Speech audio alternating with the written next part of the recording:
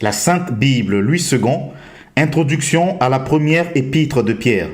Les indications épistolaires données au début, chapitre 1, versets 1 à 2, et à la fin, chapitre 5, versets 12 à 14 de 1 Pierre, justifient l'appellation d'épître qu'on lui reconnaît.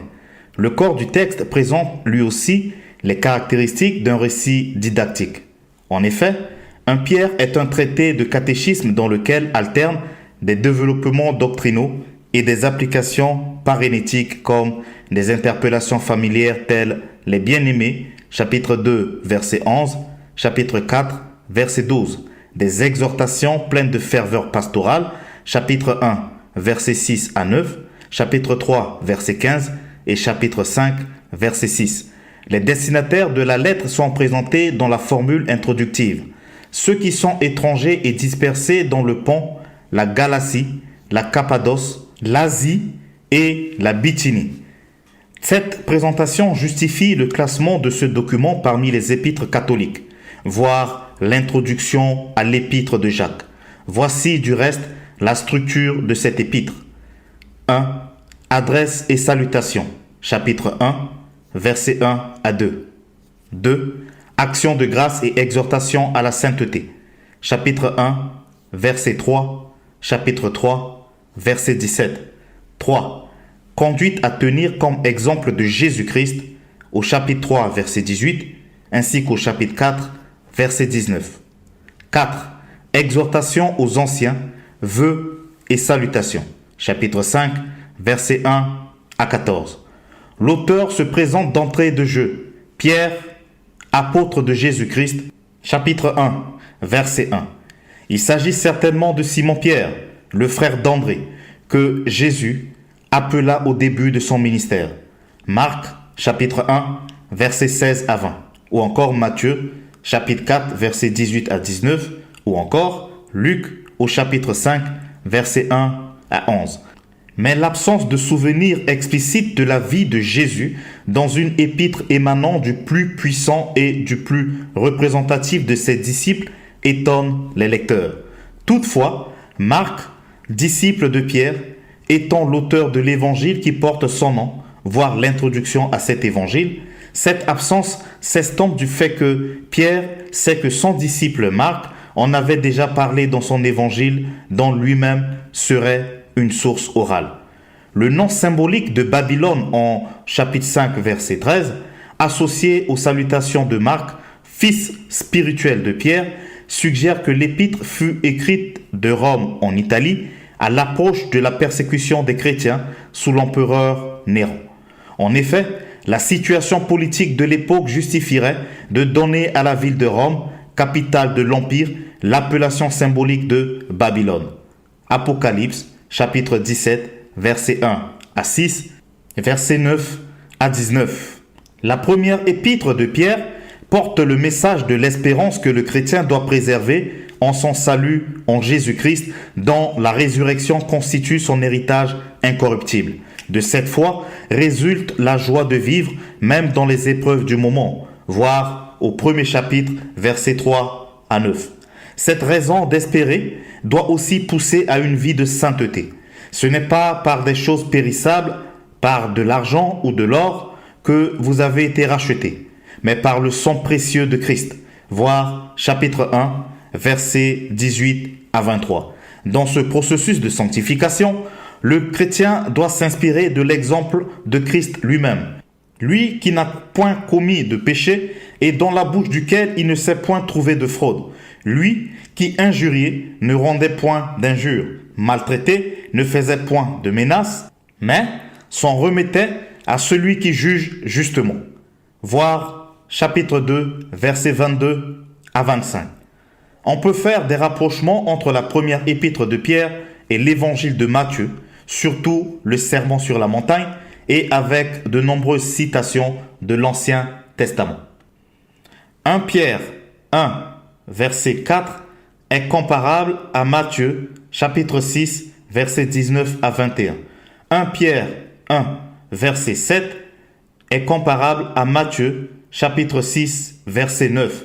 1 Pierre 2, verset 12 est comparable à Matthieu, chapitre 5, verset 16. 1 Pierre 2, verset 19-14 est comparable à Matthieu, chapitre 5, verset 10. 1 Pierre, chapitre 1, verset 24 et suivant est comparable au livre d'Ésaïe, chapitre 40, verset 6. 1 Pierre, chapitre 2, verset 6 est comparable au livre d'Ésaïe, chapitre 28, verset 16. 1 Pierre, chapitre 2, verset 7 est comparable au livre d'Ésaïe, chapitre 8, verset 12 et suivant. 1 Pierre, chapitre 2, verset 9 est comparable au livre d'Ésaïe, chapitre 43, verset 20. 1 Pierre, chapitre 2, verset 22 est comparable au livre d'Ésaïe, chapitre 53, verset 6. 1 Pierre, chapitre 2, verset 3 est comparable au psaume, chapitre 34. Autre rapprochement avec les thèmes de l'Ancien Testament.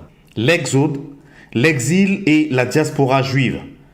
1 Pierre, chapitre 1, verset 1, chapitre 2, verset 9, 11, le sacrifice. 1 Pierre, chapitre 1, verset 2, verset 8, chapitre 2, verset 5, verset 21, chapitre 3, verset 18. Le juste persécuté. 1 Pierre, chapitre 3, verset 9, chapitre 5, verset 9. 1 Pierre, chapitre 1. Pierre, apôtre de Jésus-Christ à ceux qui sont étrangers et dispersés dans le Pont, la Galatie, la Cappadoce, l'Asie et la Bithynie, et qui sont élus selon la préscience de Dieu le Père par la sanctification de l'Esprit, afin qu'ils deviennent obéissants et qu'ils participent à l'aspersion du sang de Jésus-Christ. Que la grâce et la paix vous soient multipliées.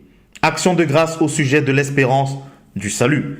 Béni soit Dieu le Père de notre Seigneur Jésus-Christ, qui, selon sa grande miséricorde, nous a régénérés pour une espérance vivante par la résurrection de Jésus-Christ d'entre les morts, pour un héritage qui ne se peut ni corrompre, ni souiller, ni flétrir, lequel vous est réservé dans les cieux, à vous qui, par la puissance de Dieu, êtes gardés par la foi pour le salut, prêt à être révélé dans les derniers temps. C'est là ce qui fait votre joie, quoique maintenant, puisqu'il le faut, vous soyez attristés pour un peu de temps par diverses épreuves, afin que l'épreuve de votre foi, plus précieuse que l'or périssable, qui cependant est éprouvé par le feu, ait pour résultat la louange, la gloire et l'honneur, lorsque Jésus-Christ apparaîtra, lui que vous aimez sans l'avoir vu, en qui vous croyez sans le voir encore, vous réjouissant d'une joie ineffable et glorieuse, parce que vous obtiendrez le salut de vos âmes pour prix de votre foi. Les prophètes qui ont prophétisé touchant la grâce qui vous était réservée ont fait de ce salut l'objet de leurs recherches et de leurs investigations, voulant sonder l'époque et les circonstances marquées par l'Esprit de Christ qui était en eux et qui attestait d'avance les souffrances de Christ et la gloire dont elles seraient suivies. Il leur fut révélé que ce n'était pas pour eux-mêmes, mais pour vous, qu'ils étaient dispensateurs de ces choses que vous ont annoncées maintenant, ceux qui vous ont prêché l'Évangile par le Saint-Esprit envoyé du ciel et dans lesquels les anges désirent plonger leur regard. C'est pourquoi, saignez les reins de votre entendement, soyez sobres et ayez une entière espérance dans la grâce qui vous sera apportée lorsque Jésus-Christ apparaîtra. Comme des enfants obéissants, ne vous conformez pas aux convoitises que vous aviez autrefois quand vous étiez dans l'ignorance. Mais puisque celui qui vous a appelé est saint, vous aussi soyez saints dans toute votre conduite. Selon qu'il est écrit, vous serez saints car je suis saint. Et si vous invoquez comme Père celui qui juge selon l'œuvre de chacun, sans acception de personne, conduisez-vous avec crainte pendant le temps de votre pèlerinage, sachant que ce n'est pas par des choses périssables, par de l'argent ou de l'or, que vous avez été rachetés de la vaine manière de vivre que vous aviez hérité de vos pères, mais par le sang précieux de Christ, comme d'un agneau sans défaut et sans tache, prédestiné avant la fondation du monde et manifesté à la fin des temps à cause de vous, qui par lui croyez en Dieu, lequel l'a ressuscité des morts et lui a donné la gloire, en sorte que votre foi et votre espérance reposent sur Dieu. Ayant purifié vos âmes en obéissant à la vérité, pour avoir un amour fraternel sincère, aimez-vous ardemment les uns les autres de tout votre cœur, puisque vous avez été régénérés non par une semence corruptible, mais par une semence incorruptible, par la parole vivante et permanente de Dieu. Car toute chair est comme l'herbe, et toute sa gloire comme la fleur de l'herbe. L'herbe sèche et la fleur tombe, mais la parole du Seigneur demeure éternellement. Et cette parole est celle qui vous a été annoncée par l'Évangile. 1 Pierre, chapitre 2. Rejetons donc toute malice et toute ruse, la dissimulation, l'envie et toute médisance. Désirez comme des enfants nouveau-nés le lait spirituel et pur, afin que par lui vous croissiez pour le salut, si vous avez goûté que le Seigneur est bon. Approchez-vous de lui, pierre vivante, rejetée par les hommes, mais choisie et précieuse devant Dieu. Et vous-même, comme des pierres vivantes, édifiez-vous pour former une maison spirituelle, un saint sacerdoce, afin d'offrir des victimes spirituelles agréables à Dieu par Jésus-Christ. Car il est dit dans l'Écriture, « Voici, je mets en Sion une pierre angulaire, choisie, précieuse, et celui qui croit en elle ne sera point confus. L'honneur est donc pour vous qui croyez. Mais pour les incrédules, la pierre qu'ont rejetée ceux qui bâtissaient est devenue la principale de l'angle, et une pierre d'achoppement et un rocher de scandale. Ils s'y heurtent pour n'avoir pas cru à la parole, et c'est à cela qu'ils sont destinés. Vous, au contraire, vous êtes une race élue, un sacerdoce royal, une nation sainte, un peuple acquis, afin que vous annonciez les vertus de celui qui vous a appelé des ténèbres à son admirable lumière. Vous qui autrefois n'étiez pas un peuple et qui maintenant êtes le peuple de Dieu, vous qui n'aviez pas obtenu miséricorde et qui maintenant avez obtenu miséricorde. Bien-aimés, je vous exhorte comme étrangers et voyageurs sur la terre à vous abstenir des convoitises charnelles qui font la guerre à l'âme. Ayez au milieu des païens une bonne conduite, afin que, là même où ils vous calomnient, comme si vous étiez des malfaiteurs, ils remarquent vos bonnes œuvres et glorifient Dieu au jour où il les visitera. Soyez soumis à cause du Seigneur à toute autorité établie parmi les hommes, soit au roi comme souverain, soit au gouverneur comme envoyé par lui pour punir les malfaiteurs et pour approuver les gens de bien. Car c'est la volonté de Dieu qu'en pratiquant le bien, vous réduisez au silence les hommes ignorants et insensés, étant libres, sans faire de la liberté un voile qui couvre la méchanceté, mais agissant comme des serviteurs de Dieu. Honorez tout le monde, aimez les frères, craignez Dieu, honorez le roi. Serviteurs, soyez soumis en toute crainte à vos maîtres, non seulement à ceux qui sont bons et doux, mais aussi à ceux qui sont d'un caractère difficile, car c'est une grâce que de supporter des afflictions par motif de conscience envers Dieu quand on souffre injustement. En effet, quelle gloire y a-t-il à supporter de mauvais traitements pour avoir commis de fautes? Mais si vous supportez la souffrance lorsque vous faites ce qui est bien, c'est une grâce devant Dieu. Et c'est à cela que vous avez été appelés, parce que Christ aussi a souffert pour vous, vous laissant un exemple, afin que vous suivez cette race, lui qui n'a point commis de péché, et dans la bouche duquel il ne s'est point trouvé de fraude. Lui qui injuriait, ne rendait point d'injures, maltraitait, ne faisait point de menaces, mais s'en remettait à celui qui juge justement. Lui qui a porté lui-même nos péchés en son corps sur le bois, afin que, morts au péché, nous vivions pour la justice. Lui, par les meurtrissures duquel vous avez été guéris, car vous étiez comme des brebis errantes. Mais maintenant, vous êtes retournés vers le pasteur et le gardien de vos âmes. 1 Pierre, chapitre 3. Femmes, soyez de même soumises à vos maris, afin que si quelques-uns n'obéissent point à la parole, ils soient gagnés sans parole par la conduite de leurs femmes, en voyant votre manière de vivre chaste et réservée. Ayez non cette parure extérieure qui consiste dans les cheveux tressés, les ornements d'or ou les habits qu'on revêt, mais la parure intérieure est cachée dans le cœur, la pureté incorruptible d'un esprit doux et paisible qui est d'un grand prix devant Dieu. Ainsi, se paraît autrefois les saintes femmes qui espéraient en Dieu, soumises à leur mari comme Sarah, qui obéissait à Abraham et l'appelait son Seigneur. C'est d'elle que vous êtes devenues les filles, en faisant ce qui est bien, sans vous laisser troubler par aucune crainte. Marie, montrez à votre tour de la sagesse dans vos rapports avec vos femmes, comme avec un sexe plus faible. Honorez-les, comme devant aussi hériter avec vous de la grâce de la vie. Qu'il en soit ainsi, afin que rien ne vienne faire obstacle à vos prières. Enfin, soyez tous animés des mêmes pensées et des mêmes sentiments, pleins d'amour fraternel, de compassion, d'humilité. Ne rendez point mal pour mal, ou injure pour injure. Bénissez au contraire, car c'est à cela que vous avez été appelés, afin d'hériter la bénédiction. Si quelqu'un, en effet, veut aimer la vie et voir des jours heureux, qu'il préserve sa langue du mal et ses lèvres des paroles trompeuses, qu'il s'éloigne du mal et fasse le bien, qu'il cherche la paix et la poursuive. Car les yeux du Seigneur sont sur les justes et ses oreilles sont attentives à leurs prières. Mais la face du Seigneur est contre ceux qui font le mal. Et qui vous maltraitera si vous êtes zélés pour le bien? D'ailleurs, quand vous souffririez pour la justice, vous seriez heureux. N'ayez d'eux aucune crainte et ne soyez pas troublés. Mais sanctifiez dans vos cœurs Christ le Seigneur, étant toujours prêt à vous défendre avec douceur et respect devant quiconque vous demande raison de l'espérance qui est en vous, et ayant une bonne conscience, afin que, là même où ils vous calomnient, comme si vous étiez des malfaiteurs, ceux qui décrivent votre bonne conduite en Christ soient couverts de confusion.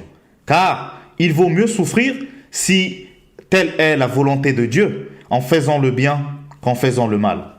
Christ aussi a souffert une fois pour les péchés, lui, juste pour des injustes, afin de nous amener à Dieu, ayant été mis à mort quant à la chair, mais ayant été rendu vivant quant à l'esprit, dans lequel aussi il est allé prêcher aux esprits en prison, qui autrefois avaient été incrédules lorsque la patience de Dieu se prolongeait au jour de Noé, pendant la construction de l'arche, dans laquelle un petit nombre de personnes, c'est-à-dire 8, furent sauvées à travers l'eau. Cette eau était une figure du baptême qui n'est pas la purification des souillures du corps, mais l'engagement d'une bonne conscience envers Dieu et qui maintenant vous sauve, vous aussi, par la résurrection de Jésus-Christ qui est à la droite de Dieu depuis qu'il est allé au ciel et que les anges, les autorités et les puissances lui ont été soumis. 1 Pierre, chapitre 4. Ainsi donc, Christ ayant souffert dans la chair, vous aussi, armez-vous de la même pensée, car celui qui a souffert dans la chair en a fini avec le péché, afin de vivre non plus selon les convoitises des hommes, mais selon la volonté de Dieu, pendant le temps qui lui reste à vivre dans la chair. C'est assez en effet d'avoir dans le temps passé accompli la volonté des païens, en marchant dans la dissolution, les convoitises, l'ivrognerie, les excès du manger et du boire, et les idolâtries criminelles. Aussi, trouve-t-il étrange que vous ne vous précipitiez pas avec eux dans le même débordement de débauche, et ils vous calomnient. Ils rendront compte à celui qui est prêt à juger les vivants et les morts. Car l'évangile a été aussi annoncé aux morts, afin que, après avoir été jugés comme les hommes quant à la chair, ils vivent selon Dieu quant à l'esprit. La fin de toute chose est proche. Soyez donc sages et sobres, pour vaquer à la prière. Avant tout, ayez les uns pour les autres une ardente charité, car la charité couvre une multitude de péchés. Exercez l'hospitalité les uns envers les autres sans murmure, comme de bons dispensateurs de diverses grâces de Dieu, que chacun de vous mette au service des autres le don qu'il a reçu.